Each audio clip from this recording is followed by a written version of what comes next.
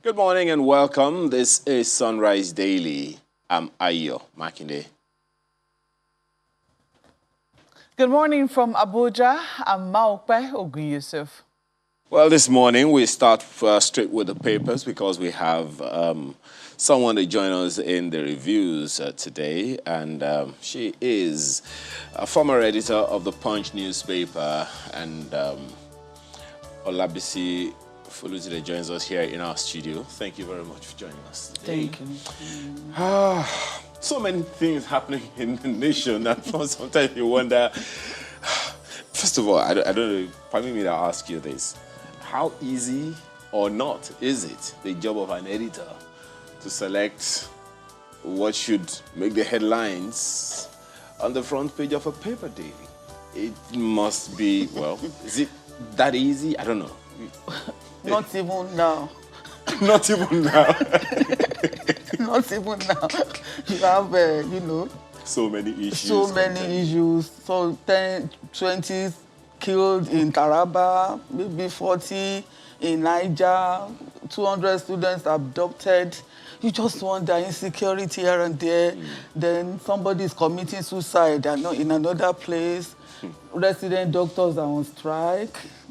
Different kinds of things. And you just wonder, which one do we give preference to? Well, let's see what your colleagues, how they reflect the issues today. We begin with the Vanguard newspaper this morning, and it leads with party politics. APC crisis, Osinbajo governors seek safe landing options. That's what you have on the front page of the Vanguard newspaper this morning. And the riders include this one. Governors Umahi, Sule, Bagboni say there is no conflict. And Delta APC, crisis worsens as Kiamu others kick. Omagege, 21 others back. Options, so many things happening right there on the front page of the Vanguard newspaper. And, a lot of interest has been drawn to this APC party politics. I'm wondering, what do you think? Actually, it's all about 2023. And, the parties in power. Every attention is geared towards remaining in power. I think the reason why attention is being drawn to the party of recent is the outcome of the Supreme Court's judgment on Ondo State election, which, so to say, shows that, the process of getting candidates to contest is now very important. Politicians are looking at the process. And the fact that APC may have failed in some ways in that process, because technically, Ondo State governor could have been removed, if not that the Supreme Court said that the opposition candidates did not include the party chairman in its suit, which also was a controversial matter because you could see the division even among the Supreme Court justices to show you that it's a very shaky thing. So I think right now people are just concerned about the process of getting people elected, and they are thinking that APC may be in soup come 2023 if it doesn't check itself on time. I'm happy you talked about process, and sincerely, if we're going to get the product right, perhaps the process should be number one. But other stories making the headlines. Look at this one right under the picture. APC, PDP have ruined Nigeria. Don't vote for them again. I subscribe to the former chairman of INEC. What do you make of that? He's also a politician now, so, people would say, well, what else would we expect him to say, right? Exactly. People are already saying, well, he's floating the party, PRP, and he's probably making a case for his own party, and he can't really convince Nigerians at this point that that is not the case. Others are even saying that it's part of the process that brought us to this point, and that you should just please leave us alone and allow us to go through our troubles and get out of it in peace, so to say. I don't know what to make of that one. But then there is this other one. IGP appoints DCP Disu to head IRT, replaces Kyari. The story is on page 8 of the Vanguard newspaper. Is that for you a kind of final position on the indicted police officer? Well, I think is the first thing to be done. It might not be the final position, because the man stands innocent until proven guilty. And the fact that it's being called for questioning is not the same thing as being guilty of that offense. But at the same time, I think it's right for him to vacate his position for investigations to be properly done. So if he gets out of the situation, I think he should be able to come back to his position if he is not indicted in any way. But has that ever happened in Nigeria? I mean, how many EFCC chairmen have left their offices? Don't even let's say anything about that one. But then, as you know, it's in the realm of public space. So we'll wait for all of the investigation and everything. But that's the Vanguard newspaper this morning, Malcolm. Well, let's quickly run through The Guardian for you, and you'll see what's on your front page. After $75 billion investments in 20 years, Telecom's service still struggling. That's the lead story on the front page of The Guardian. Subscribers decry increase in drop calls, slow data operations. Lack of FX, insecurity, cut operators' expansion, upgrade plans. Government failed operators on power generation, says Alton.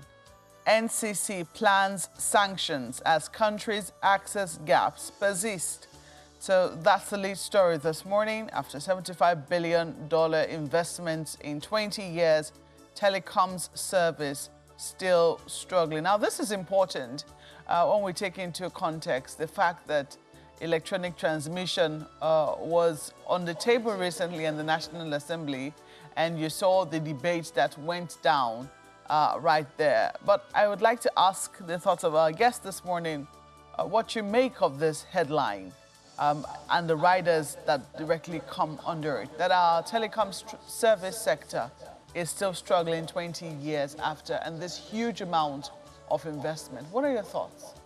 Well, I think it's not limited to the telecoms sector alone.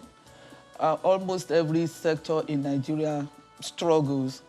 And if you look at other factors that are supposed to affect the functioning of this sector, you know that we are not likely to get anything better than what we are getting right now. Because it's a whole thing, and we have to look at things holistically. Now, looking at our power sector, for instance, is it working well? They need this power. And looking at other issues too, are they working well for us? Looking at issues of regulations, are they even consistent? I agree that they are struggling. In fact, some of them that were doing well before are beginning to even flounder more and more. I don't want to mention any particular one. But I think it's not just looking at them alone, but looking at the entire system holistically. Because if we don't work on everything, we are not likely to get the right results.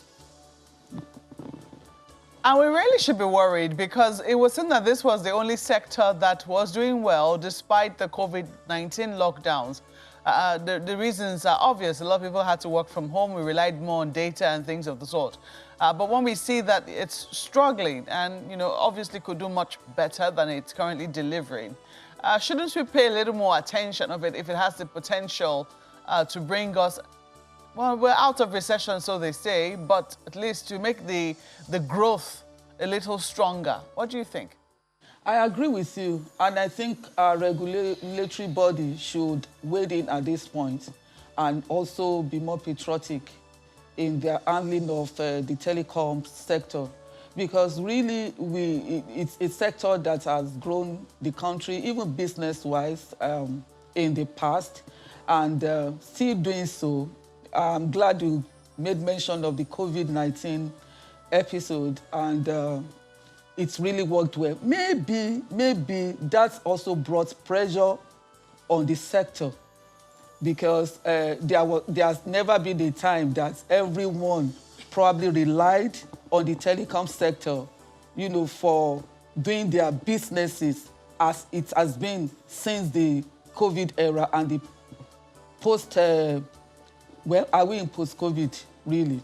But since the COVID era. So I think the regulatory body should do something about making this sector function better. Well, it's important you ask that question, whether we're post-COVID, because if you look just beneath at the bottom of the paper, federal government confirms COVID-19 third wave amid doctors' strike.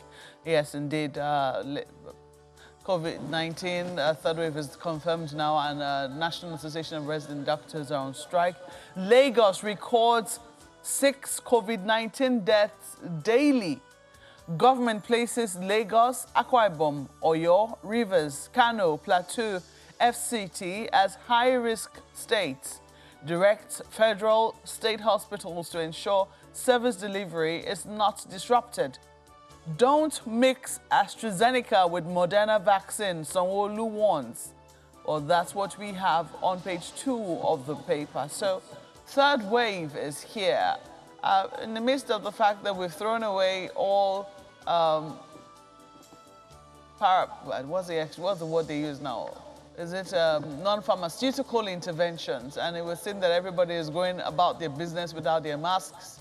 And the fact that we don't even have enough vaccines to go around. I don't know. What are your thoughts with this third wave? This is serious. Amid doctors' strike again, it's a serious issue. And for Lagos to record 6 deaths daily, that shows the seriousness of the matter. And like you rightly mentioned, it's unfortunate that we've abandoned almost all our COVID-19 protocols.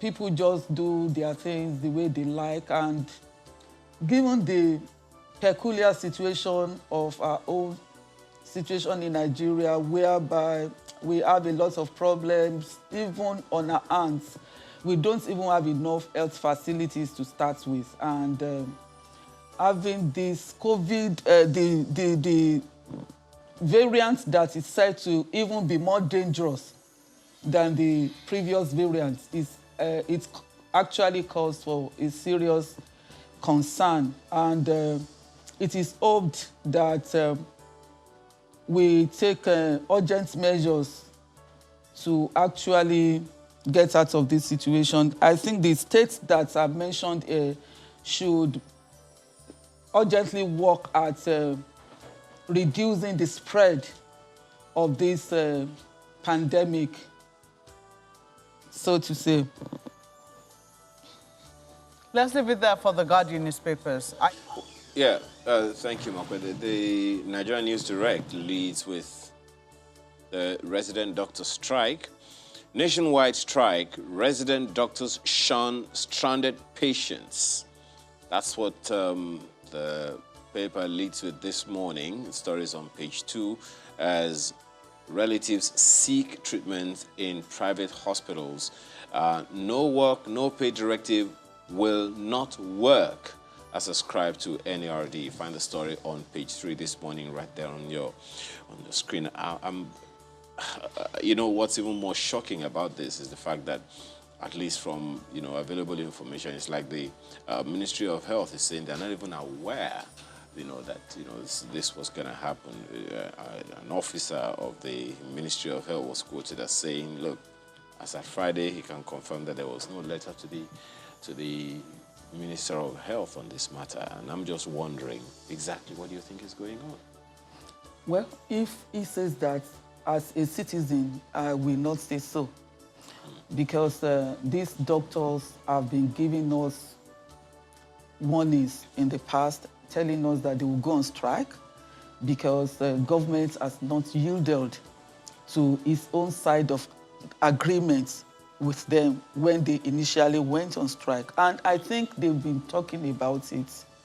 Well, whether they issued an official letter to the ministry, I may not be able to say categorically, but I also think that the ministry should also monitor the news and happenings.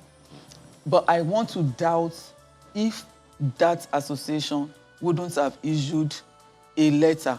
Then, or should we ask, are they supposed to issue a letter, a formal letter to the Ministry of Health that they want to embark on a strike?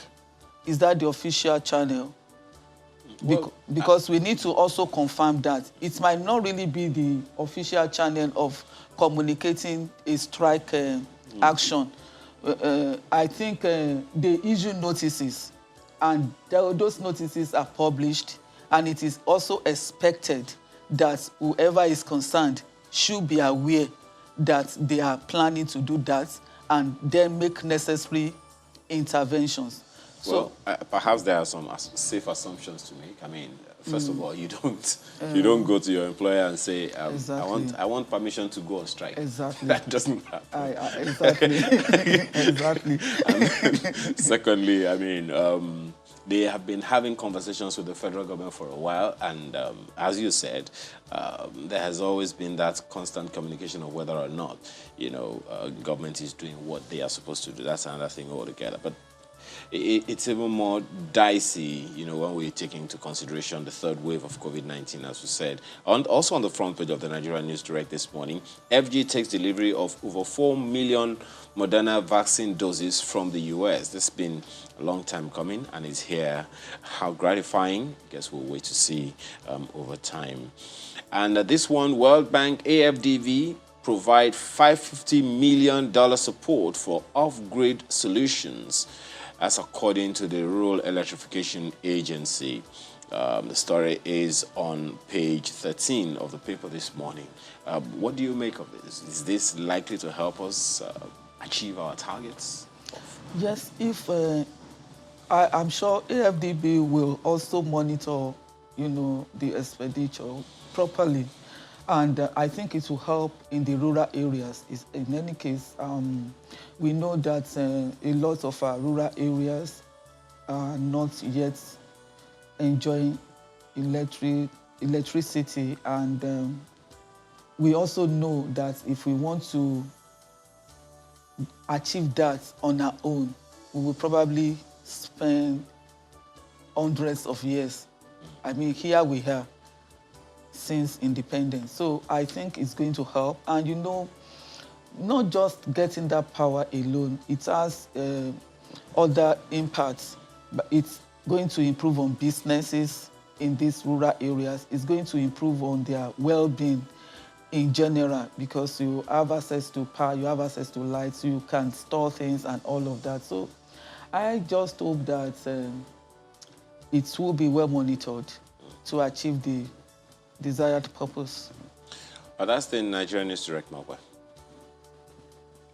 Well, let's quickly look at leadership for you this morning. They have this one. Fallout of Supreme Court judgment. Oshibajo, APC governors, ministers explore safe options. Safe is in parentheses there. You see the Buni Committee is Keyamo's brainchild. That's according to Omo Agege. I was only consulted to fashion way forward for the party over barrage of litigations. That's according to the minister. Let's not forget that it would seem that these are major factions in the APC in Delta State. So that's what we're seeing on the front page. We've taken a look at that somewhat, but take a look at this particular story, which is like a continuation from what we saw last week. Forex, CBN assures customers of bank's compliance, allays fears over domiciliary accounts deposits. Now, there have been fears as to what could eventually happen now that the central bank has stopped sale of Forex to bureau de change. I don't know, what you make of this assurance that banks will comply. That's coming from the CBN. What are your thoughts? Do you feel assured if you need to travel? Well, I'm not sure. I'm not sure. And I don't know how it's going to be possible. You see, the issue of Forex is not just about banks complying. It's an issue of availability. We are talking about scarcity of Forex here. So it's not just whether the banks want to comply or not, but the fact that you cannot give what you don't have. And I think that is the problem that the CBN should be addressing, not an issue of banks being, ready to give what they probably do not have. The manufacturers are lamenting. Is it now that somebody that wants to travel, that needs, what do we call it? BTA, that the banks will now give preference to? So I'm not sure if I want to travel now that I will have access to BTA. I'm not very sure about that. So I think the issue of scarcity is what should be addressed. And that has to do with the economy itself. What are we doing to get dollars apart from relying on oil? I think that should be the issue here. What are we doing to also get Forex from other sources? How are we encouraging foreign investments in Nigeria? What are we doing about our security situation to attract foreigners to come and invest here? Those are the issues that I think we should be examining, not assuring us that banks will give us Forex or that banks will give what they don't even have. Well, that's definitely one to chew on. But if you look at the right of the alleged fears over domiciliary account deposits, there were fears that the monies that people had in a domiciliary account were going to be changed into Naira. But the CBN says no such thing. That's just fake news, so to speak. What are your thoughts? I mean, that certainly must be reassuring, isn't it? Honestly, it was a shock. It was a shock that it could even have been imagined. It was a shock because I just can't imagine you having a dumb account and for anyone whatsoever, for whatever reason, to think that that could be converted to Naira. But I guess those people expressing the fears are aware that in Nigeria, sometimes anything goes. So they were probably afraid that, well, CBN could come up with another decision to actually do that in order to have access to more Forex. But it's gratifying that CBN has come out to assure us that it's never going to do that, and it should never even contemplate it at all. Let's leave it there for leadership newspapers. Quick look at the Blueprint newspaper just before we take that break. After 44 years in operation, NNPC ready to declare 2020 dividend. That's according to the GMD of the NNPC. Lists relinquishment costs, legacy liabilities, others for majors divestment. Fixing nation's 4 refineries should be the ultimate. That's according to Ade Folarin. And it's a sign of efficiency in management that's ascribed to Idakolo. I mean, what do you make of this? Well, first of all, I want to know my own share of the dividend. Because when NNPC says it's going to give Nigerians dividend, I was like, wow, is it going to be shared among the 200 million? And maybe the first question you want to ask is, are you a shareholder? So why are they saying Nigerians? It's our own. We own it. We own it. Okay. So, and I guess that is why it's also specific about Nigerians, and he must have, measured his words appropriately, not saying shareholders. Okay. So, Nigerians. So, we want to know what the sharing formula is going to be like. In any case. And which accounts are going to be deposited. Exactly. Well, That's something to chew on, maybe as reassuring as well. But we have to thank you very much this morning for being a part of our conversation.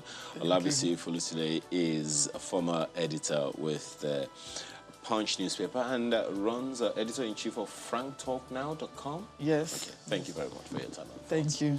Thank you for having me. Well, that's today's papers. We're back to take on the issues for the day. Quite interesting ones, I tell you.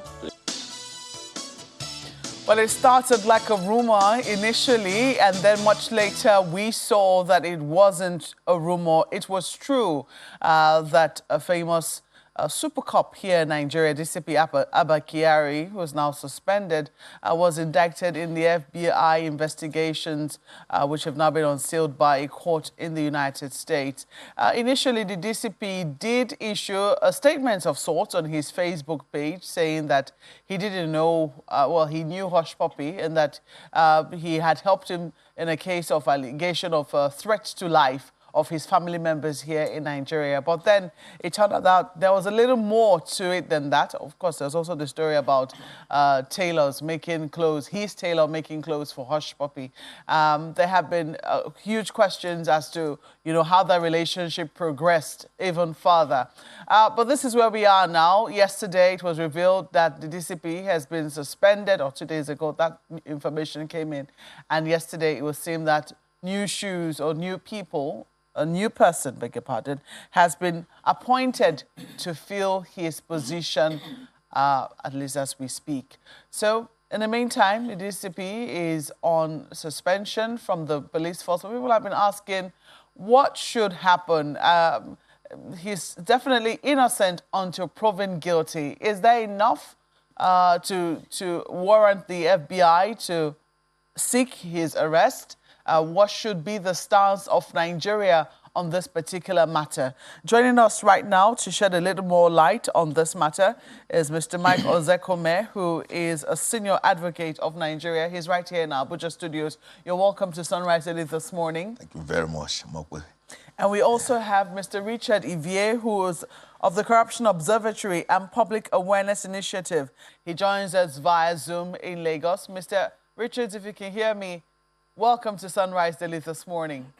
But let me quickly come to you, Mr. Ozekome, and ask you what your impressions were of this particular matter, the moment you heard of it. A matter like this in the United States, we saw when it broke and how the matter has developed months later. This is what we're seeing. It's now been, the net is now being dragged wider to now involve a senior police officer here in Nigeria, a well-decorated cop. What were your initial impressions of that matter? Yeah, my initial impression about the matter was first one of surprise, then later of shock, because I've only met him just twice. And that was in January 2019, when the police, in the most brutish manner, put Dino Melaye under house arrest, cut off his light, cut off his water supply, and his source of everything, and said they were trying to force him out. And Dino Melaye insisted that until he saw me, his lawyer, he would never come out. Even if they wanted to kill him, they should go ahead. So I had to fly down from Benin to Abuja, and I went in, and I saw Dino Melaye, and he said he would come out now that he knew I was around. And the leader of the delegation, incidentally, was Abba Kyari. And I told him that I didn't want the matter to assume unnecessary media hype or media trial. The issue people believed Dino had committed an offense, charge him to court, but no need for any media trial. And he quietly agreed with me. I said, sir, we will not. We will even quietly put him in the car to go with us to the police area command. And they drove the car in, and Dino quietly entered. And we all drove to the police headquarters. The rest, as they always say, is history. So I found him very personable, very professional, very educated, and very gregarious. So naturally, when I heard about this, I was taken aback because I had always looked at him from the professional angle. That, yeah, this is a man also when he also bust the crime ring of Evans in Lagos and others, that, yeah, these are the kind of super cops we needed. So I was pretty surprised. But all these things I'm hearing that FBI has issued a warrant of arrest, they will just come to Nigeria and pick him up. It's not done. Nigeria is not a banana republic. It's not going to happen. This is not Entebbe raid of July 4, 1976, during the counter-terrorism rescue mission by the Israeli military command to free hostages. This is not the Umaru Diko Cretin episode of July 3, 1984, when under the Buhari government, Umaru Diko was to be created back to Nigeria. He was drugged by the Israeli Mossad and taken to the airport. Nigeria Airways flight went to Hampstead Airport, London, and the man was already prepared to be created back to Nigeria, but there was a snag. And the snag was that under Section 27 of the Vienna Convention of 1961, any diplomatic bag must be labeled. But this was a special diplomatic bag, which was not labeled, contrary to what the government of Nigeria has said. That put the Scotland Yard on suspicion, only to open the crate and discover that Umaru Diko had been totally, completely drugged. So they got him released. About between 24 and 27 people were tried and convicted and jailed over that episode. So as we go on progress in this discussion, I will be able, hopefully, outline the step-by-step scenario by which a person can be extradited from one country to another under the Extradition Act of Nigeria, laws of the Federation of Nigeria, 2004. I think that's my first intervention. Well, there definitely will be questions as to what process that is going to follow. But so far, what we have seen is that the police has taken steps. They've ordered an investigation internally within the Nigerian police force. And then we've also seen the suspension. We don't know whether that is temporary or not, especially when we consider the fact that somebody else has not been appointed in his position. But I don't know what your thoughts are, Mr. Ivie Richards, on this particular matter, because some people are saying, so far, so good, it looks like Nigeria has taken the right steps. Do you agree with them? I think that the national mood concerning this issue is just one, and it's like a unified one. There's been an internal investigation already instituted, and that has to come out. The result has to come out before even the processes for extradition, if at all, will take place, should commence. The fact that the FBI did their own investigation, indicted him and all of that, does not mean that the Nigerian authorities will not, on their own, do what is necessary. So I think that these things are being followed chronologically from one step on to another, and eventually we will see what the result will be. I think that the steps are being positive and they are being followed the way it ought to be followed. But I don't see Nigeria just releasing Kyari to the U.S. authorities to be prosecuted in the U.S. just like that. Oh, do you fear that could have implications for our own internal investigation or our own judicial processes? Certainly, Abba Kyari will not just be released to the U.S. authorities. I mean, as my brother Ozekome said, Nigeria is not a banana republic. We are the most populous black nation on earth, with all the intelligence and all of that at our disposal. You won't come here to tell us that you've indicted one of our own and then just like that, we put him in a truck and hand him over to you. I am sure that there are agreements between the U.S. and Nigeria, and those agreements have steps that have to be consummated. But first and foremost, we will need to do our internal investigation, ensure that what the FBI found out is also what we have found out here. And based on that, we begin to consummate what the process of extradition is all about. So it's a long process that I just started. And I don't think that Nigeria would just like that release Abba Kyari to the US authorities. That won't happen because it has already become an issue that every one of us is interested in, and everyone is keenly looking at what the outcomes would be at the end of the day. I do not know if you had the opportunity to read through the investigations, but from what dimension do you think that the internal investigations will be starting from? How do you mean? Well, it would seem that the investigations which they carried out were pretty detailed, at least from what was unsealed by the U.S. court. I don't know what area you think that the Nigeria police is going to be starting its own investigation from, and perhaps how long you think the process is going to take. Investigations are normally detailed and they can take quite a long time. It will depend on the circumstances of the issue. I believe they'll be looking at the relationship between Hush Puppy and Abba Kyari. They will look at the fact that monies was exchanged in the first place and why monies was exchanged. Every detailed investigation should be made. I don't think that there's going to be any kind of abuse or a cover-up, because the entire world is watching.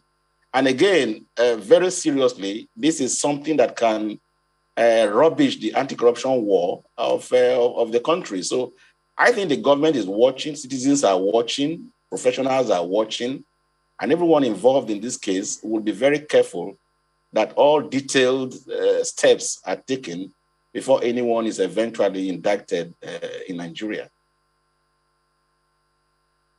Well, you and Mr. Richard seem to be agreed that Nigeria is just not going to give up its citizen easily like that to the United States because of an FBI investigation. Why are you so certain? Yeah, let me tell you this. Between Nigeria and the US, there's an extradition treaty which was signed in 1931, but came into being in 1935. And it has to do with offenses like money laundering, advanced fee fraud, terrorism, and all that, but not covering matters of a political nature. For example, between Nigeria and Togo, Republic of Benin, and Ghana, there is a 1984 extradition treaty. For example, that would be the law under which Igboho's case would be looked at. Between Nigeria and South Africa and some other countries, there are also treaties. So everything is going to be in accordance with that treaty. It is not a global law. Extradition is not a global law that simply says everybody can do this. It is what is your understanding with that country. And it is that you must follow. For example, in the 50s and early 60s, there was an extradition treaty already in existence, Extradition Treaty of 1881. So in 1962, the Action Group crisis came into the fore in Nigeria. Chief Obafemi Awolowo, the late sage, and Chief Anthony Nahoro, the man who had moved Nigeria's motion for independence in 1953, before it was finally granted in 1960, were actually railroaded and detained for what they called an Awo-led coup d'etat against the government of Alhaji Tafawa Balewa. So Anthony Nahoro found his way through Ghana and ran to London. While there, the Nigerian government decided that he must be extradited under this 1881 extradition treaty between Nigeria and Great Britain or UK. What happened? Harold Wilson had just taken over the mantle of being the leader of the Labour Party. That was in 1963.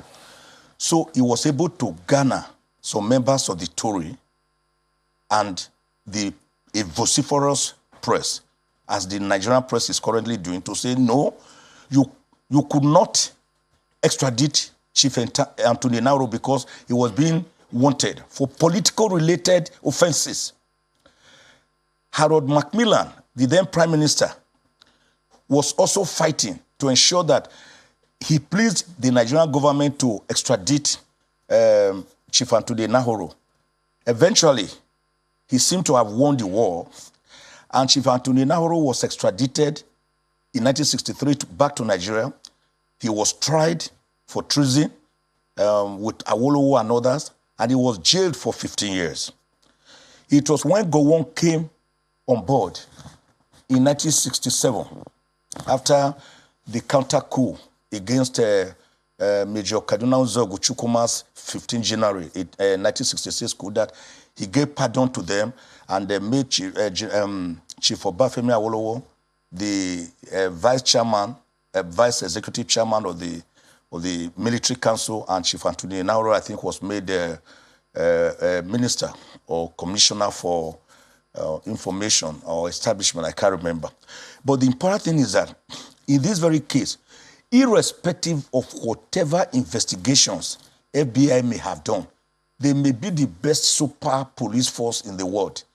That is of no moment when it comes to how Abba Kyari will be handed over to them.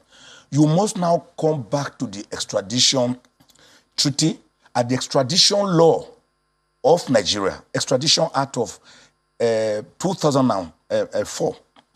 And the provisions are that they must first, that's the US government, must first make a formal written request through their envoy here, their consular office, that, look, we want this man back to America.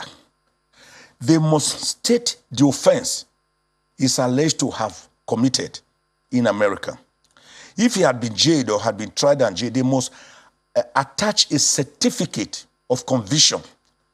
Then they must put the extract of the law in their own country in America, which also allows extradition, and which shows that this offense is being accused of is also an offense in the United States. In other words, he can be tried and jailed in absentia? I very much doubt so, because he has to be extradited. If you say if he has been convicted, is that a previous conviction or what? Yeah, no, if he had been convicted in Nigeria, for example, they can no longer ask for his extradition under Section 3 of the Extradition Act, because he can plead what you call outre for acquit or outre for convict, which means, look, I have been tried and acquitted for this offense before, or I have been tried and jailed for this offense before. And taking me again to the United States will amount to double jeopardy against my fundamental rights under Section 36 of the Constitution. So the Attorney General of the Federation, under Section 6 of the Extradition Act and under Section 174 of the Constitution, has a crucial role to play. If they really want to, for example, to save Nigeria's image or to help Abba Kyari not to be subjected to an unknown procedure, the Attorney General is to take over the entire matter. Look at the reasons Abba Kyari is being wanted. Are you satisfied that he's being wanted not for a political offense, not for his religious belief, not for his gender, not for his religion? Are you satisfied that there are laws there that will grant him fair hearing? Are you satisfied that when he comes there, he will just be detained and promptly tried? He will not be put through unnecessary long, prolonged detention? Are you satisfied that the laws under which you want to try Abba Kyari, you will not subject him to a different genre of laws when you eventually get him there? Are you satisfied? When the Attorney General is satisfied with all this, under Section 6, then he approaches a magistrate court. Or under Section 251 of the Constitution, he approaches a federal high court judge to say, issue a bench warrant or a warrant of arrest against Abba Kyari. Abba Kyari will then now be detained. And he has within 2 weeks, 15 days, to now extradite Abba Kyari.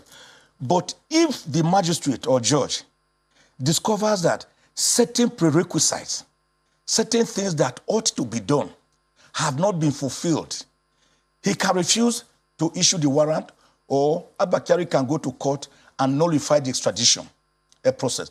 That is why, if you remember, the Senator Buruji Kashamu extradition brouhaha took place for more than 5-6 years, and they were never, ever able to extradite him to America, in spite of this 1935 extradition treaty that exists between Nigeria and America. So it is not a wham issue, as some people are thinking that FBI will just come into Nigeria, pick up Abba Kyari like a common criminal, and then take him away and say, hey, you are going to America. It's not going to happen.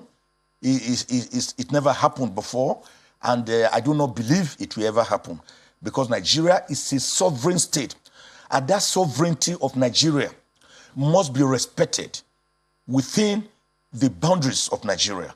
So if, for example, America is not satisfied with the way Nigeria is handling the matter, they can protest, or they can have what you call maybe diplomatic freezing of certain areas being aggrieved. So Abba Kyari, for now, is safe under Nigerian law, is entitled to his protection under the fundamental human rights of Nigeria, particularly Section 36, that presumes his innocence. The Nigerian criminal justice system is accusatorial. It is Anglo-Saxon based, by which we mean that the innocence of a person is presumed. It is not the French model, where you presume a person's guilt and then tell him to come and prove his innocence. Like I always say, even God himself gave Adam and Eve a fair hearing in the Garden of Eden.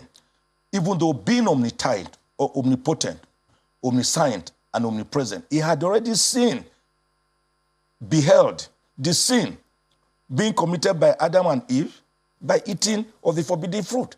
But he still had them out before he decided to say, Adam and Eve, you are guilty. And then he went on to convict them and punish them. It happened long ago in the Garden of Eden. So I do not see what has changed. So Abba Kyari, for now, enjoys his constitutional rights in Nigeria as a Nigerian citizen who cannot simply be deported just like that. Well, some people say what has changed is social media. I mean, that's where we've seen a lot of people air their views on what they think should be happening right now. I'm wondering, Mr. Evie Richards, how you are reading this particular matter. So far, so good. It looks like this is going to be a lengthy process. But how can Nigeria continue to show its commitment to upholding the rule of law and also ensuring that its image where there will be no protection for people who have gone against the law, is upheld? What are your thoughts on that particular process? Straight ahead, I think it's by upholding the rule of law, being accountable, being transparent in all that we do. Listening to the senior advocate and the point that I also hold does not mean that we're saying that Abba Kyari should be shielded even when he's guilty. That's not the point that is being advanced here. The point being advanced is that there's a process, and that process must be completely followed. Forget about what you see on social media, the court of public opinion and all of that. There is a system, there is a process that has to be meticulously followed through. And if at the end of the day, that process is followed and it is proven that this man actually is found guilty of the allegation that has been leveled against him, then of course the process again of extradition would commence. So essentially, it's like you said, it's not a bad thing. It's not you just come here, you say your citizen did this and give him to us, and then in one swap is handed over to you. No.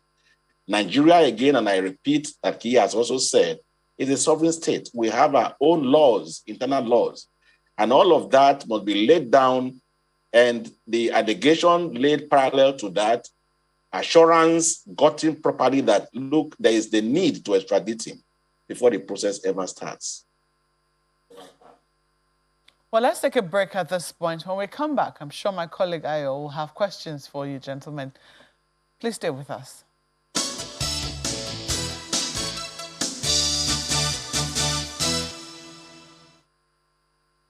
Yeah, we're still on the matter of DCP Abba Kyari, who's now been suspended, and the investigations carried out by the Federal Bureau of Investigations in the United States. Joining us to shed light on the circumstances which might involve his extradition to the U.S. is Mr. Michael Zekome, who is a senior advocate of Nigeria, and also Mr. Richard Ivier, who is executive director of the Corruption Observatory. He is joining us from Lagos via Zoom. And I'll throw this now to Ayo, who certainly has questions. Ayo. Well, thank you, Malpe. Let me begin with Mr. Zekome. Part of the matters arising in this issue, in the case at hand, is this comment ascribed to a commissioner of the Police Service Commission who is in charge of media. Please take a listen, sir. It has become the trend that most of our crime fighters have, in one way or another, always ended up in the negativity. It is so sad. But it is not right, too, for us to jump at conclusion that he's guilty because he has not been tried under Nigerian laws yet. And I think we have so many hurdles we need to cross before we conclude that DCP Abba Kyari is actually guilty. Yes, we've heard the allegation that the U.S. court has indicted him. We probably heard that he was not indicted where he has an arrest warrant was issued, and but not yet from a Nigerian court or our judicial system. We need to subject that and to the indictment to our own system, and to be sure that yes, he is actually guilty of those offenses. And if he's found guilty, it's very unfortunate. And I also trust that he will liaise with the Attorney General of the Federation while doing this, to get the substance, to arrive at the legal substances of these accusations, and to establish the culpability of the officer in charge or concerned.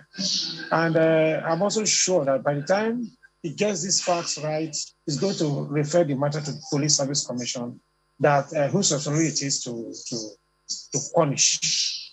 And for now, the IGP has reacted properly, and I think we're satisfied with the decision has taken and what he's doing. Punishments for crimes vary. When a police officer commits infractions on the service code, so warning, then a reprimand, severe reprimand, reduction in rank, and outright dismissal.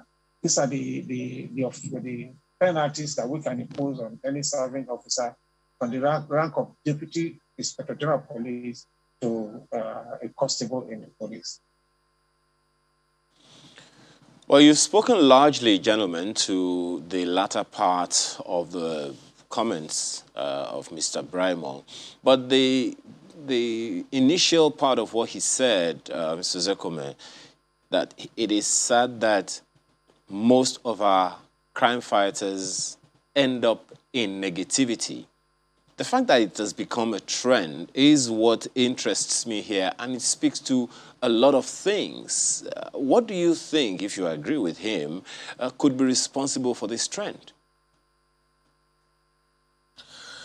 I think it is the outbreak of the social media, especially, which was not there maybe about 10 years ago. Now, police acting even within their cubicles, you can now see them, their actions being reported almost verbatim, almost like a soap opera, almost like a television reality show. It didn't used to be like that at all. And Nigerian super cops, many of them, again and again, have beaten the dust, even after being heavily decorated and heavily celebrated. I think in itself, it has to do with the rot, the systemic rot in the larger society itself. Because these police officers are themselves part and parcel of this larger rot. But I want to agree with him, the Secretary of the PSC, Police Service Commission, that they have disciplinary control over police people under Section 6 of the Nigeria Police Service Commission. They can hire, they can train, they can post, they can discipline, they can fire, they can, as it were. That is their job, but it ends there. And it is because of that they had the power to suspend Abba Kyari for now, whilst allowing police to do their investigation. Because if you are holding the yam on the knife, there's no way you can be investigated. So it's a way of saying, give us the knife so that we will be in a position to investigate you thoroughly and transparently. But it ends there. For example, the Police Service Commission cannot mete out a punishment if they find that a crime has been committed. Indeed, if they dismiss him, by the way, only the Inspector General of Police under sections 214 and 215 of the Constitution is not subject to appointment or discipline of the Nigerian Police Service Commission. If they find, for example, that Abba Kyari, from their investigation, has committed a crime, all they need to do is to hand him over to the Attorney General of the Federation, like I said, under Section 174 of the Constitution, who also have the power under Section 6 of the Extradition Act to now deal with the matter. They themselves, if they go ahead to quickly dismiss him based on having found him guilty, and that these are the technicalities people do not understand in laws. You cannot, as an extrajudicial body, which is not a recognized court of law under Section 6, subsection 6 of the Constitution, mete out punishment or convict a person for a criminal offense. That has been established long ago. Even students of a 100 level law are taught, of constitutional law, are taught the case of Demloye versus legal practitioners, disciplinary committee, and Garba versus University of Maiduguri. I had some input in that case when I was still in Ghanaian chambers in the early 80s.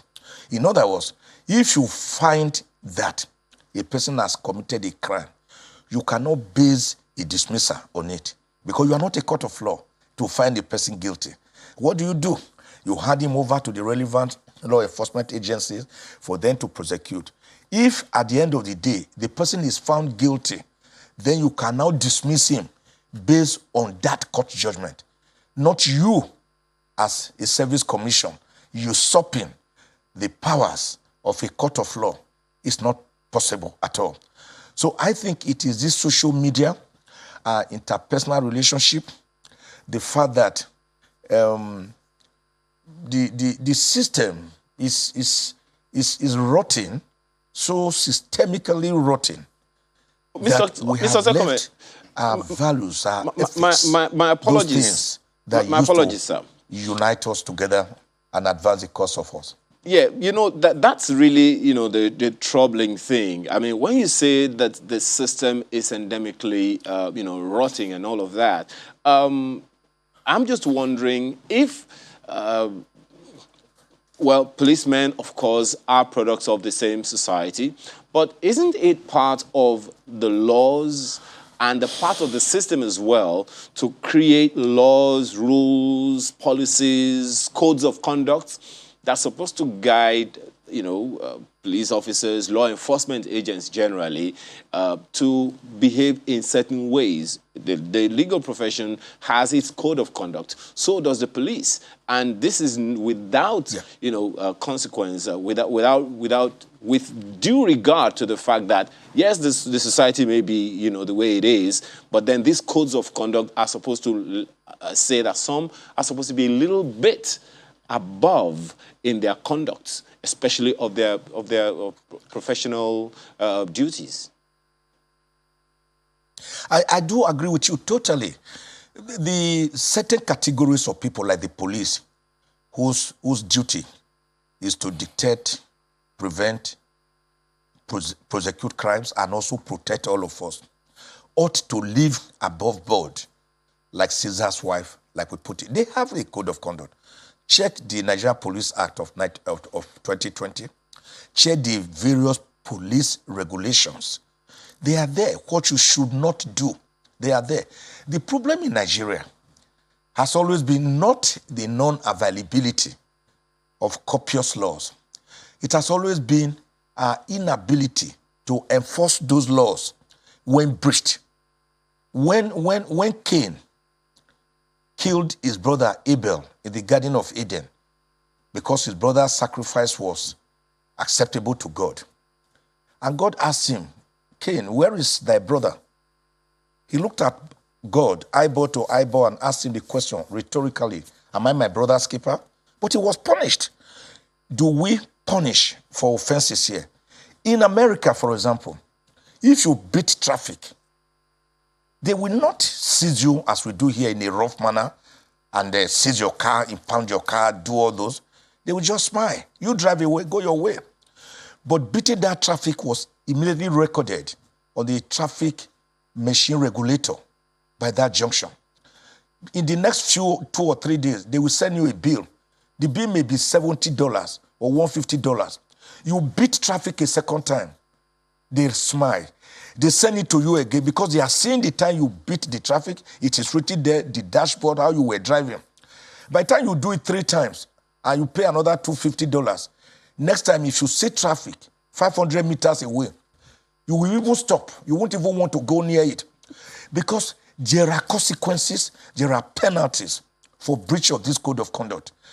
In Nigeria, the problem is when you now want to subject, for example, a senator to punishment, a police officer to punishment, a member of the House of Representatives to punishment, a governor to punishment, then it's kings and kids. They roll out the drum, they come, they say, oh, we are being persecuted. This is one of us. They don't want him there because he's one of us. So suddenly, you see a validation, a ululation of crime. You see crime being celebrated, being edified. So the issues are left. They are going after the messenger instead of the message. So I believe that the police is such a sensitive institution that they should abide by the code of conduct that is already there. Don't collect bribe. Don't commit crimes. Don't join hands with a complainant or a victim to extort money from the other person. They are there. And then, of course, they are subjected to the Nigerian Criminal Code and the Penal Code, the provisions of the Advanced Fee Fraud, the Money Laundering Act, the Administration of Criminal Justice Act, and various laws, Terrorism Act. They are not the president or vice president, governor or deputy governor that have immunity under Section 308 of the Constitution from civil or criminal proceedings. So I think we should up the ante in Nigeria in terms of law enforcement and then law prosecution of violators. And then, of course, meting out appropriate punishment to those who have been found to have violated the law. But I'm not one of those, and I must make my point clear, who believe in social media, public mob lynching trial. I've always been against it, yesterday, today, tomorrow, and forever. In spite of Magu's transgressions, even when he was detained, I came out with a public statement that they must accord him his constitutional right to fair hearing. He should not be tried in public, the media. He should not be named and shamed, even for minor. If you have committed an offense, let the person have his day in court. Don't subject the trial court, for example, to undue duress and feeling that, oh, this is how the mind of the public is already going. Therefore, let me fulfill all righteousness. and be politically correct, judicially correct, and going with them. We should leave them. Abba Kyari has been accused of offense. FBI has made its own investigation. They have made the matter public. They unsealed it on the 29th of July in California. Justice Sotis to say he has committed such and such an offense. But those have to be subjected to the Nigerian judicial process through the Attorney General of the Federation. They cannot do it by themselves. They cannot be a judge in their own cause, and then the prosecutor and also the jailer. That is the position of the law. It's not about sentiments. It's not about lacrimal effusion. And we are not defending Abba Kyari to say he has done it or he has not done it. All right, let me ask an issue of trying to exonerate him. Yes. Let me ask Mr. Ivie Richards, one of the things that's also played out, you know, in all of these conversations over time is that there have been cases where certain persons, including this, you know, the man called Hush Puppy, they have or have not been investigated in Nigeria, and they were only arrested outside Nigeria. You know, this gentleman is one. The case of former governor of Delta State, James Ibori, is another, who went through our systems and they were discharged and acquitted, only for them to be, you know, arrested, accused, and jailed in some cases in foreign, you know, courts, you know, foreign nations and all of that. In what way do you think this undermines or promotes or vilifies, I don't know what the word would be here, Mr. Ivie, our system of, in the administration especially, of criminal justice? Well, it's clear, very, very clear, that in the three tiers of government, the legislature, the judiciary, the executive, the corruption is rife. Those cases you cited happened before our very eyes, and one begin to wonder why it should happen like that. I remember very clearly the report that was made by the ICPC, I think it was last year or the year before last, concerning the judiciary. That the judiciary tops the corruption ladder in Nigeria. It was a Nigerian corruption perceptive index that the ICPC issued. And at about 9.4, 9.7 billion has been paid, was demanded for and paid by lawyers to judges and all of that. So it's shameful. It's an act that is actually negating the anti-corruption war of this administration. And it's something that it shows that the system is very weak and porous. And let me even say this. A situation where a company would come from the Northern Pole overseas, Europe or America or something, to come and do contract here. The contract is being executed in maybe Bayelsa or Kano or somewhere. And this company would insist that arbitration should be in their home country. And shamefully, government will append signature and say, yes, let the... See, that's to show that in Nigeria, the court, the judge, and everything can be bought by money. It's about the highest bidder. So I think that the systems need to be strengthened and to restore respect and confidence in the judiciary. But much more than that, let me speak to the fact that all over the world, really, crime fighters suffer, they suffer, what do you call that word now? They say when you fight corruption, corruption fights back. So from that backdrop, I look at the person of Abba Kyari and a super cop and all he's been trying to do to see that kidnapping, banditry, and all of that comes to a manageable level in Nigeria. And all of a sudden, it's being fingered by none less an organization than the FBI. It brings some things fresh in my mind concerning the Jonathan administration, for instance. We, behind the scene, knew that one of the greatest offenses it committed was promulgating the local content law which was like a slap, at the face of the Seven Sisters. When I say the Seven Sisters, I'm talking about Shell, I'm talking about Total, I'm talking about Ajip, I'm talking about, you know them, the Chevron and all of that, represented by their home governments. And, linking that to the case of Babangida, Babangida's major offense really was instituting the ECOMOG. ECOMOG showed that Nigeria could actually lead Africa, without any input from people from Europe and all of that. And because of that, the evil of SAP was inflicted upon us, and the economy had been comatose since then till now.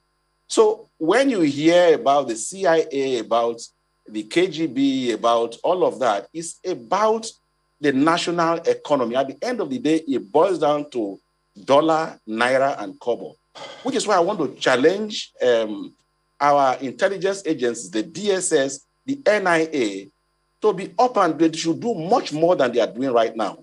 And just one thing, Mr. Ivie, just one question.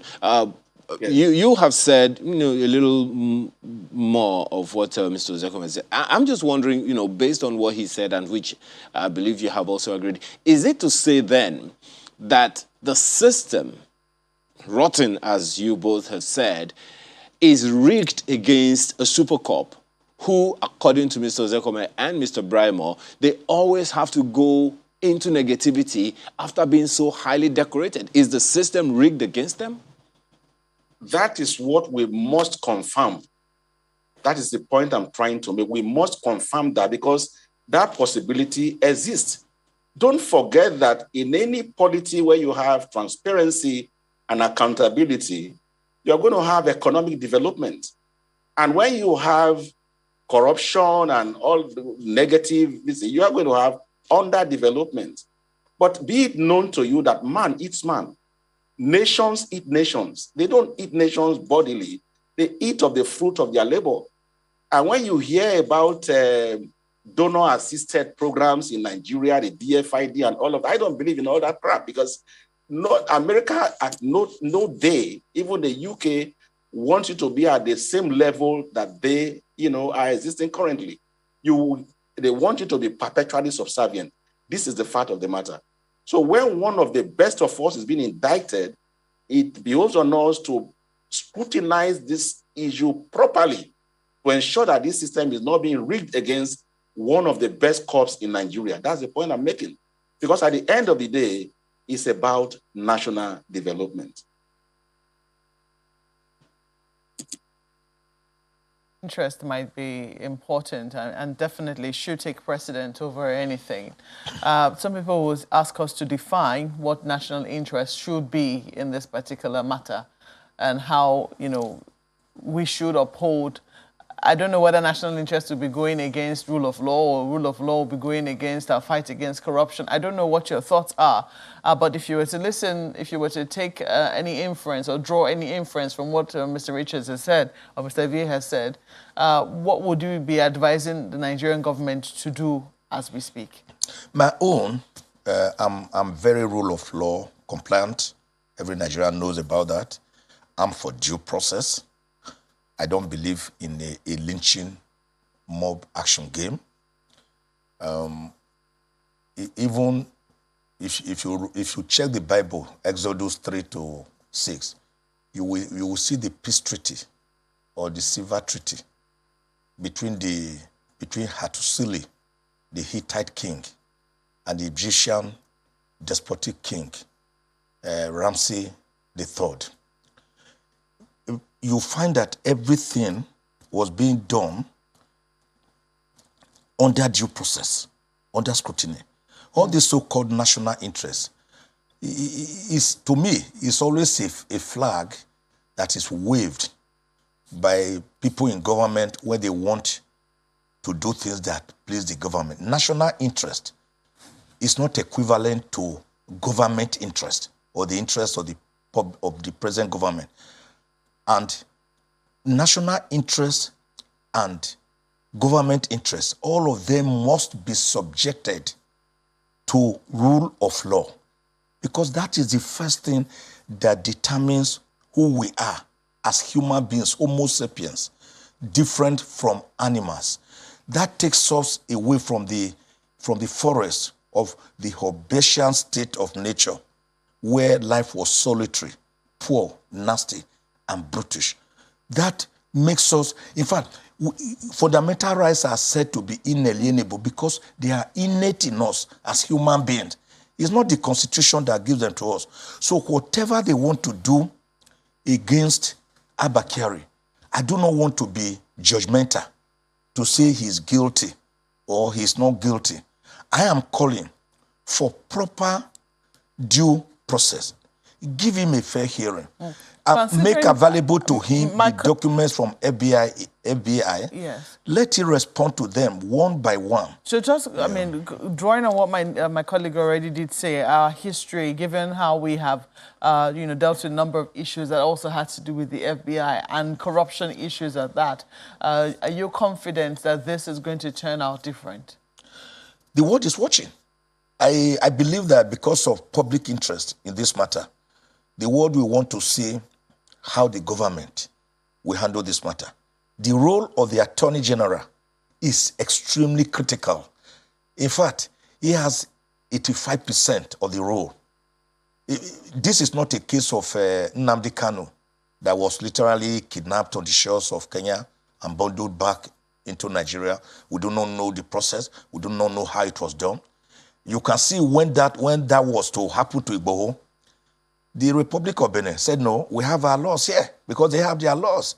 And the Nigerian treaty of 1984 between Ghana, Republic of Benin, Togo, and Nigeria shows that you cannot simply come there and take away Igboho.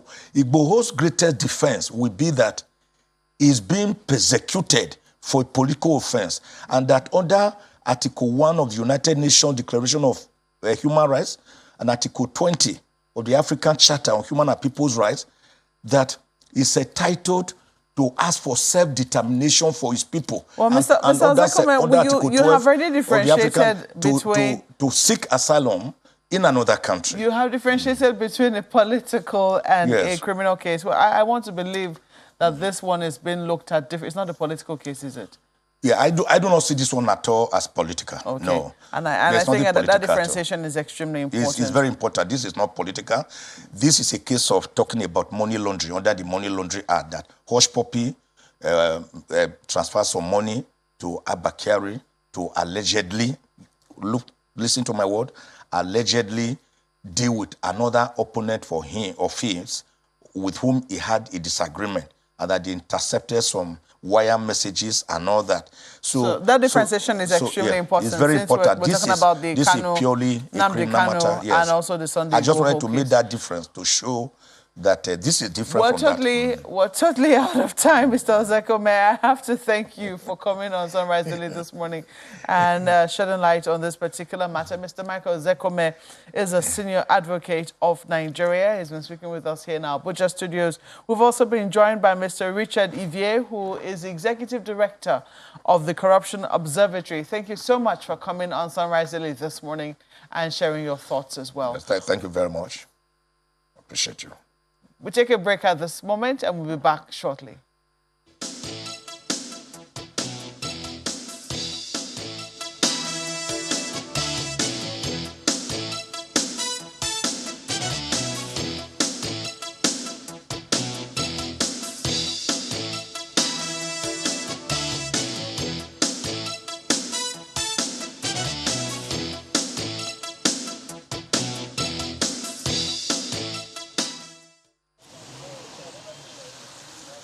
Officials of the Federal Ministry of Health and representatives of the United Nations and the United States government take journalists around the National Ultra Cold Chain store where the recently arrived Moderna COVID-19 vaccines are stored.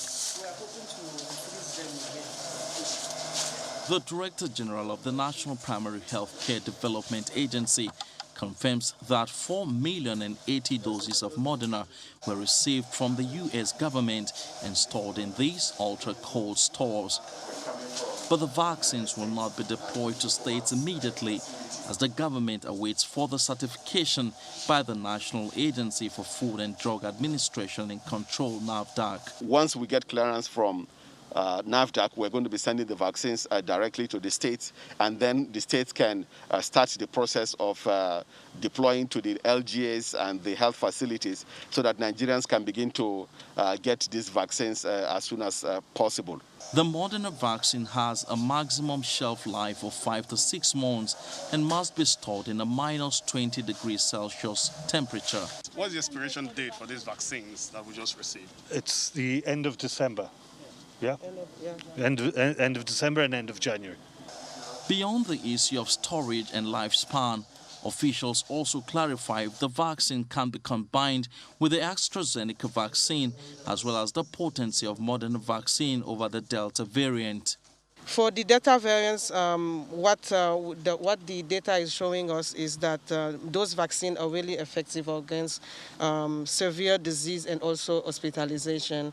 So we know that for the Delta variant, so we're good to go.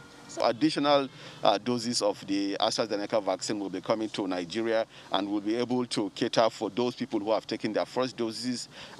We'll give them second doses, but beyond that, there will be additional opportunities for people to be given the AstraZeneca vaccine, if that is what their preference is. The federal government officially ended the first phase of COVID-19 vaccination exercise 3 weeks ago, after the country exhausted the 4 million doses of AstraZeneca that was received from the COVAX facility in March this year. Dr. Faisal Shuaib is our next guest. Is the Executive Director and Chief Executive Officer of the National Primary Healthcare Development Agency. As you did see in that report, his agency was responsible for receiving the newly donated vaccines, which were just given to us by the United States government, the Moderna vaccines. Just a little over 4 million of them arrived the country Sunday night and were in the possession of the NPHDC. I hope I'm getting the acronym right. NPHCDA. It's a mouthful. Close enough. And you were responsible for receiving that. But right now we understand you cannot just dispense immediately. There's still some protocol that needs to be followed. Quickly put us through the protocol that needs to be followed, and then we'll ask how this is supposed to go around.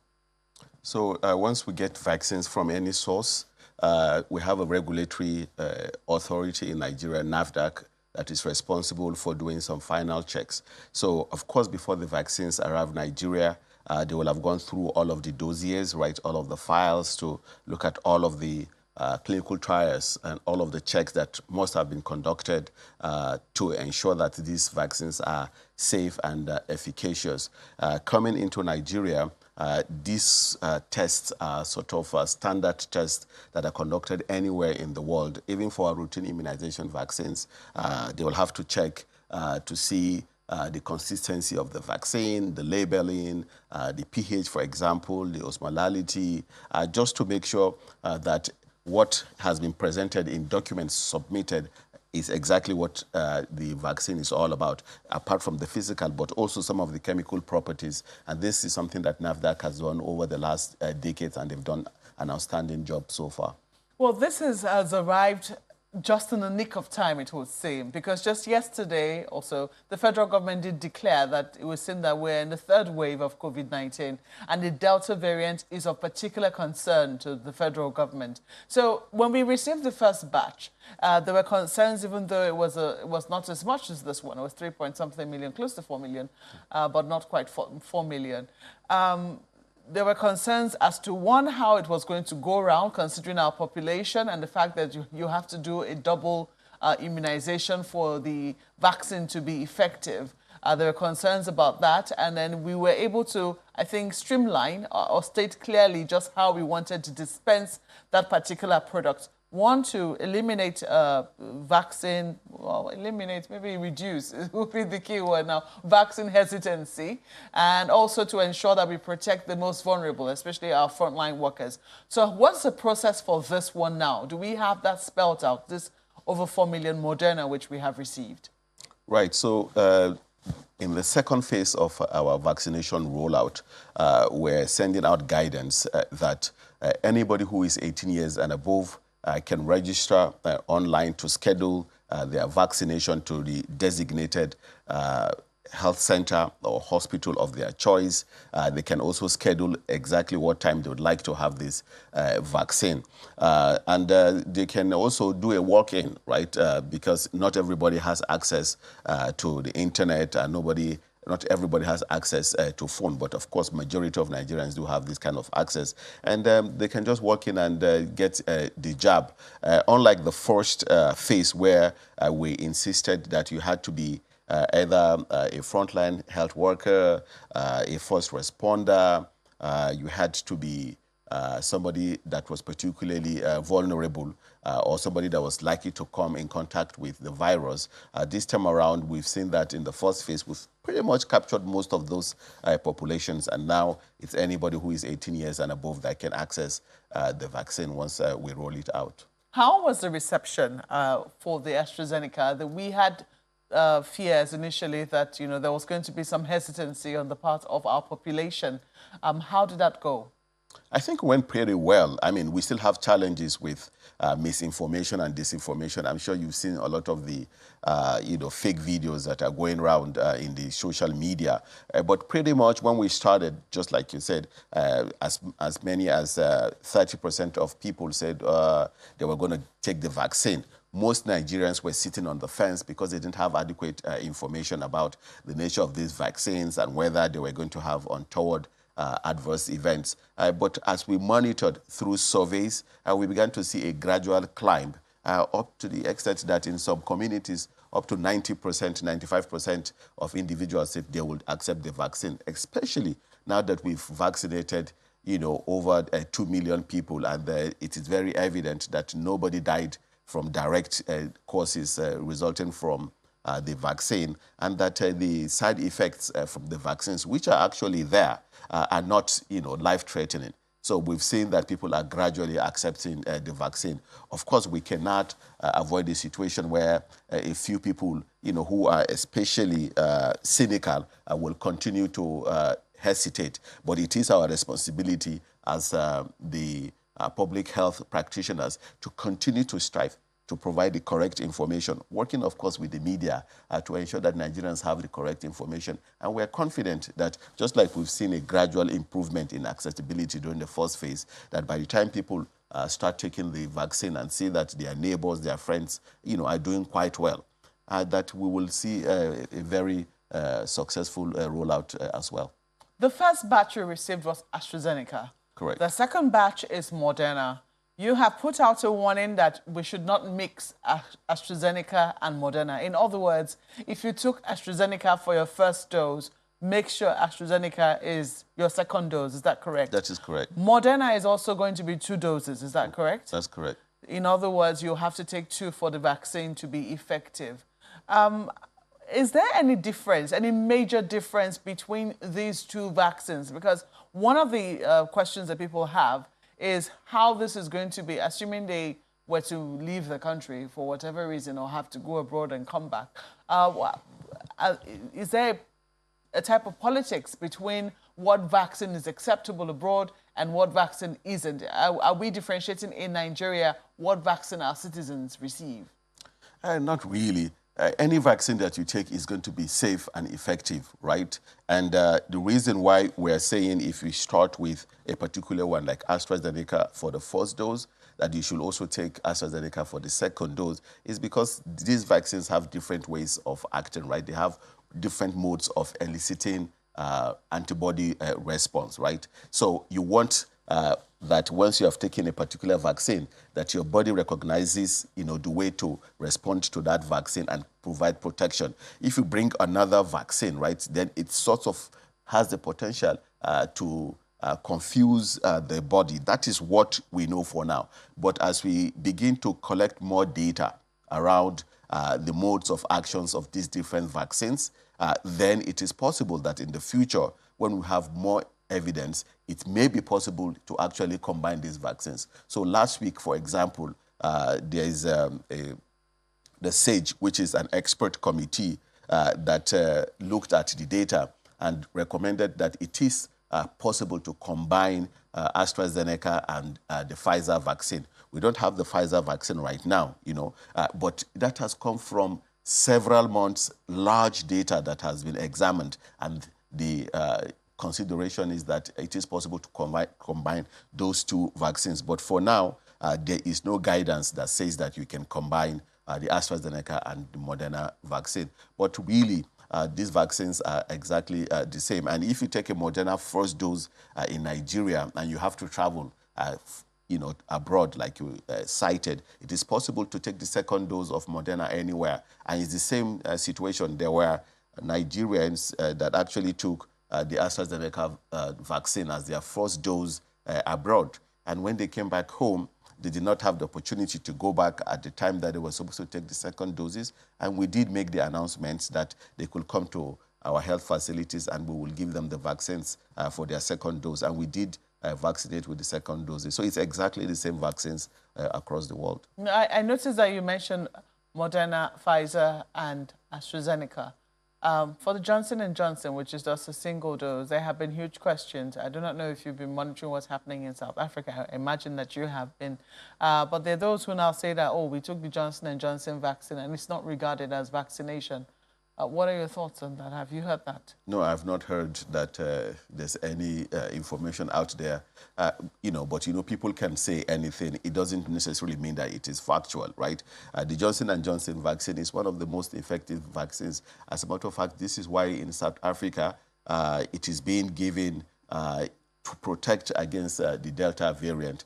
You recall that initially, the South Africans started with AstraZeneca, and then they looked at some studies and, came to the conclusion that the AstraZeneca might not be very effective against the strains that they had in South Africa. And so they switched to Johnson & Johnson. And I've seen that in the last few weeks, they've really ramped up their vaccination across South Africa, and they're using the J&J vaccine. And we're expecting that we will get the same vaccines in September. Okay. So when you think of, if you think of the fact that, we're ramping up our vaccination drive, and it would seem that you're getting some support from the state government. I imagine now that even though all the vaccines we have are in our central storage here in Abuja, you hope to distribute them to the states. You have received some support from some state governments by that time, at least even if it's not monetary, I imagine, or logistics-wise, at least the drive to try and get citizens vaccinated by a lot of the state executives, publicly taking the vaccination in open was also in a bid to support the drive of the federal government. How do you intend now to still distribute these ones for those who will be expecting them in the different states? Were some states asking for far more than you could give them at the first round? Actually, that is not our experience. What we have seen, across the country is that governors are really excited. I don't want to name particular governors, but I've had multiple calls from governors asking when their vaccines will come, that they are ready to receive the vaccines. As a matter of fact, yesterday, I got a call from one of the governors in the South-South zone who said he's actually in the middle of a meeting with his immunization team, trying to strategize to make sure that some of the mistakes that they made in the first round are not repeated. But also beyond that, to make sure that the vaccines get to all the areas, especially the riverine areas that tend to be hard to reach. And we've gotten a lot of support from the states. State governors are releasing, funds, despite, how difficult it is financially for them. They're making funds available, and they're collaborating with us. Yesterday, we had a meeting with executive secretaries of the state primary healthcare boards that are responsible for this vaccination rollout all the way till past 10 p.m., right? So we're getting the kind of support that will be required. In the next couple of days, once we get the green light from NAFDAC, we hope to start transporting the vaccines to the states. We're working with Kakovic to ensure that the vaccines are airlifted to the states that have airports. And for those that do not have airports, we're going by road, making sure that we have security support, because these vaccines are very, very vital, right? Even with your money, if you go to the global markets, you cannot find them. So these are very, very precious, tools that we're going to be using for protecting our Nigerians. Once they get to the subnational level, the states, we already have deployed 37 ultra cold chain equipment to the states, 36 states and the FCT, so that they are ready to accept these vaccines. And then at the subnational level, because this vaccine has the unique ability to be kept between +2 and +8 degrees Celsius for up to 30 days, even though it requires ordinarily ultra cold chain equipment, ultra cold chain conditions of -50 degrees Celsius to -15 degrees Celsius, it can still be kept within the regular refrigeration of +2 to +8 for up to 30 days. So in the interiors, we can keep those vaccines for 30 days before we make sure that they are completely utilized. So there's a lot of excitement from the states, especially because of the third wave, and we're hopeful that even with this round, the absorption from the states will be much better than in the first phase. Let me quickly flip this to my colleague in Lagos, Ayo. Well, thank you, Markwe. Doctor, first of all, is it safe to assume that the high-risk states, the states classified as high-risk, will get any form of priority treatment in this disbursement of vaccines? Yeah, absolutely. So we're looking at a number of parameters, right, to decide the volume of vaccines that will go to the state. Without a shadow of doubt, Lagos State will be getting the highest quantities of vaccines. We're looking at the epidemiology of the virus in Nigeria. We're working with the NCDC, the Federal Ministry of Health, and then looking at the data from the first phase in determining the states that are priorities. And yes, those states that are red alert states, as determined by the Presidential Steering Committee, are going to be prioritized for larger volumes. Okay. Well, there was something you said the other time. I just wanted to get a little bit of clarity. When we say that AstraZeneca vaccination should not be mixed with Moderna, could you tell us if there are consequences if anyone should say, look, vaccine is vaccine. After all, I can take any variant of paracetamol that I want. It's generic, okay? Produced by this or produced by that. It's all the same. What are the consequences if anyone should say, look, it's the same thing? I take AstraZeneca 1 and I take Moderna 2. What are the consequences?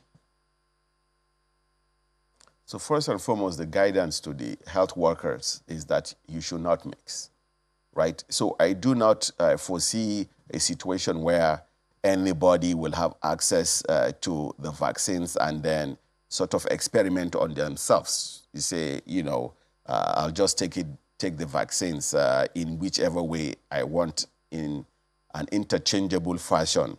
The guidance is very, very clear. But because we don't have enough data on what the consequences might be, it is not advisable that people do this. Maybe in further down the road, when we have additional data, then we'll be able to provide additional guidance, right?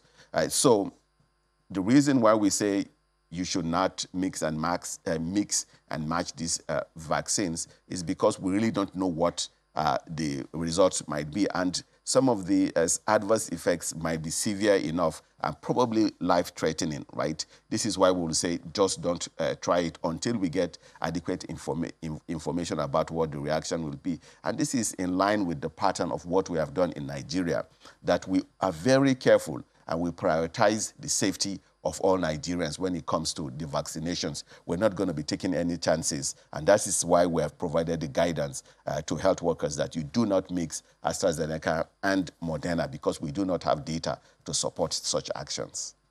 Well, you, of course, are aware, Dr. Shuaib, that resident doctors are on strike. Is this going to have any significant effect? Is there going to be any significant impact of this strike on dispensing the vaccines across the nation? The resident doctors are a part of the health sector, and any disruption of services in the health sector will affect all the services that are provided within that sector. Immunization is given from the primary healthcare centers to the secondary and the tertiary healthcare centers, and the resident doctors are a part of this health system. So we are hopeful that this strike that they've called will really not last for too long, that the negotiations that will take place will lead to a speedy resolution of the differences. So let me ask you now where you've already told us how this is going to be distributed across the state, but what big battles do we still have ahead with misinformation, especially from some states we see have not been quite receptive to COVID-19 protocols, and even the citizenry are still in very big doubt as a result of social media?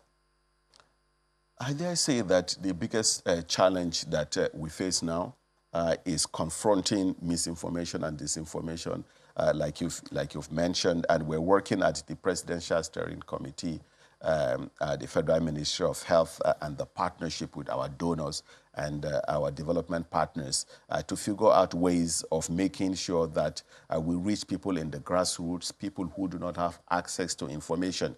Information is power, and that power is what we want to deliver to the hands of all Nigerians about the safety and the effectiveness of the vaccines, that they should look closely at people who are spending their time to disinform them about the vaccines, that it is not correct. This is why a few weeks ago, if you watched our press conferences, we took careful time to actually provide information to debunk all of these conspiracy theories. So this is something that we're working with the Federal Ministry of Information, the National Orientation Agency, non-governmental organizations, to see how we can also ramp up our ability to communicate. I am clear in my mind that most Nigerians are rational, and that if we do the great work of getting the information across to them, working with the media, in different forms, that Nigerians will accept this information and know that these vaccines can protect against COVID-19. And of course, that there's no longer any shadow of doubt about the fact that COVID-19 is real. I know that there have been challenges in some states in terms of the narrative around COVID-19.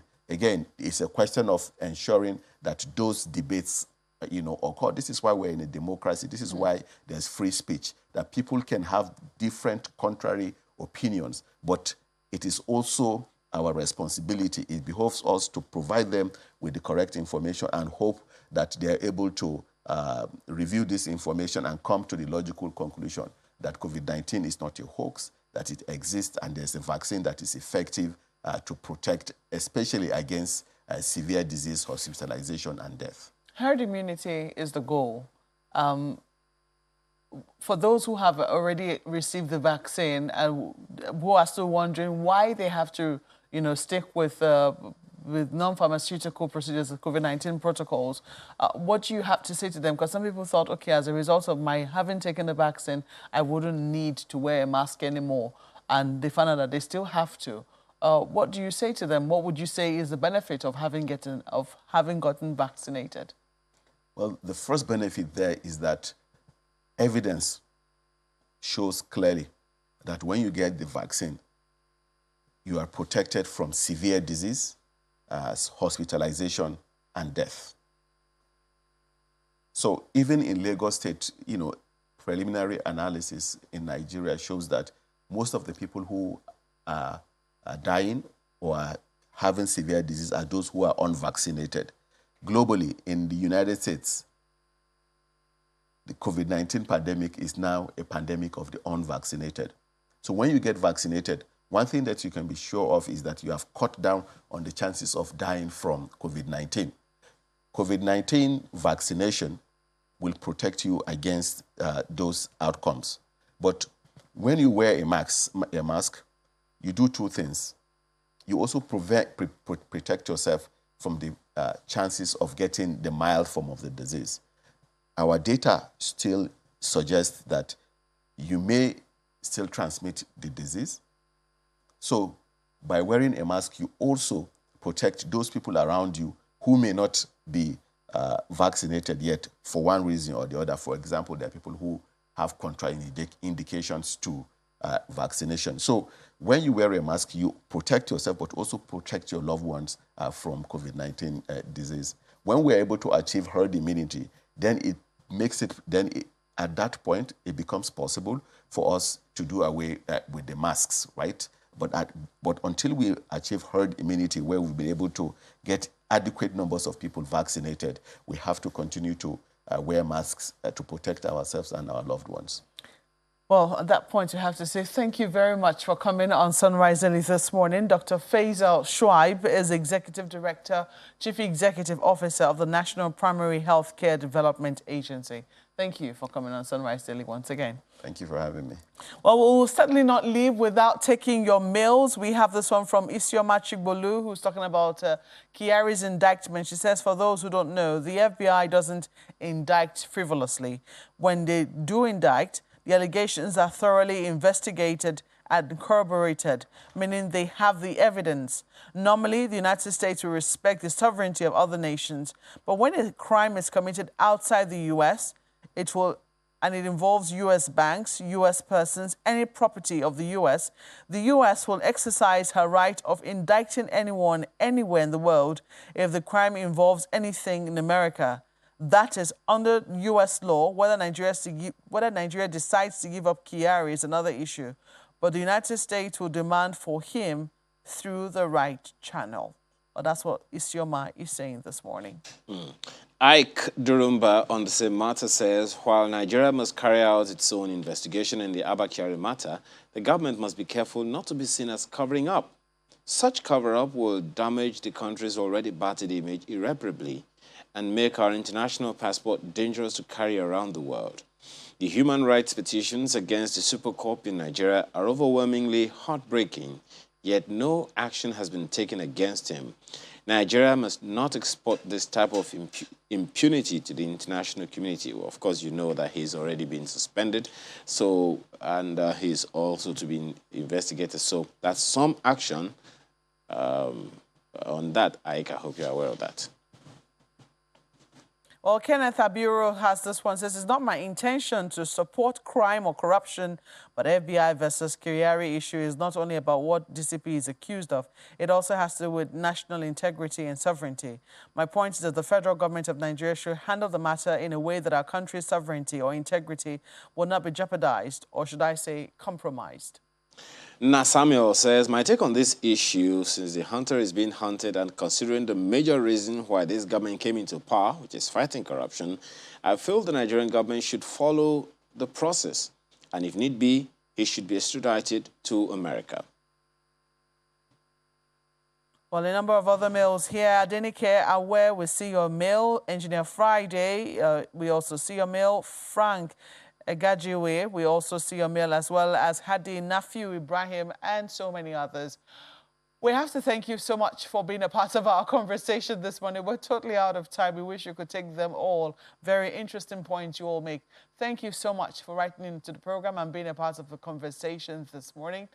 I'm Malkwe Yusuf. And please stay safe out there. I'm Ayo Makini. Have a wonderful day.